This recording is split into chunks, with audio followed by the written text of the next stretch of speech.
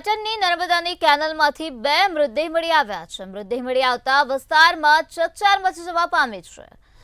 મુખ્ય કેનાલમાં બે મૃતદેહો તરતા જોવા મળ્યા છે। કેનાલમાં બાળક તેમજ મહિલાનો મૃતદેહ મળી આવ્યો। આત્મહત્યા કે હત્યાનું કારણ હજુ સુધી અકબંધ જોવા મળી રહ્યું છે। ત્યારે સ્થાનિકો દ્વારા હારીજ પોલીસને જાણ કરવામાં આવી છે। મૃતદેહોને બહાર કાઢીને આરોગ્ય કેન્દ્ર ખાતે પોસ્ટમોર્ટમ અર્થે લઈ જવામાં આવ્યા છે। પોલીસે અકસ્માતનો ગુનો નોંધીને આગળની કાર્યવાહી હાથ ધરી છે।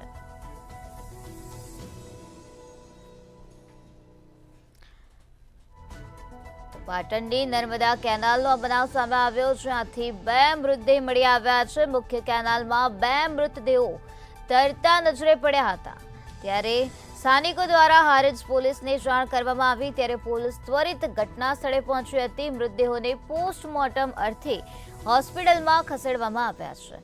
આ સમગ્ર મામલાને લઈને અત્યારે આગળની તપાસ હાથ ધરવામાં આવી રહી છે। તો પોલીસે અકસ્માતનો ગુનો નોંધ્યો છે અને તપાસનો ધમધમાટ શરૂ કરી દેવામાં આવ્યો છે।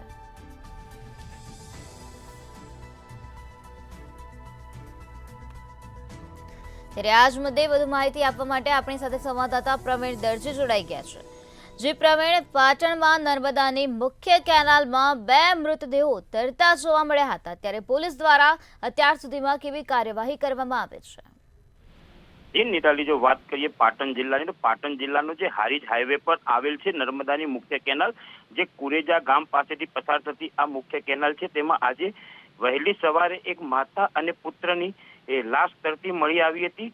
જો કે આ માતા અને દીકરાની આત્મહત્યા કરી છે કે તેઓની હત્યા થઈ છે તે અંગે હજુ હાલમાં રહસ્ય ઘૂંટાઈ રહ્યું છે, પરંતુ આ જે લાશ થતી એ વહેલી સવારે તરતી જોયું છે સ્થાનિક લોકોએ, અને તેઓ દ્વારા તાત્કાલિક પોલીસને જાણ કરવામાં આવી હતી અને પોલીસ ઘટના સ્થળે પહોંચી હતી। ત્યાંથી સ્થાનિક તરવૈયાઓને લાવી અને બંને માતા અને પુત્રના મૃતદેહને બહાર કાઢી તેને આરોગ્ય કેન્દ્ર છે હારીજનું, ત્યાં લઈ જવામાં આવ્યા છે અને બંને લાશો પાસેથી જો તપાસ કરવામાં આવી પોલીસ દ્વારા, તો હાલ કોઈ પુરાવા મળ્યા નથી, પરંતુ તે મહિલા ઠાકોર હોય તેવું પોલીસ દ્વારા અનુમાન લગાવવામાં આવી રહ્યું છે અને પોલીસ દ્વારા આ બાબતે ગુનો નોંધવામાં આવ્યો છે અને હાલમાં આ મહિલાની ઓળખની તપાસ ચાલી રહી છે અને તેની આરોગ્ય કેન્દ્ર ખાતે પીએમ માટેની તજવીજ પણ હાથ ધરી છે।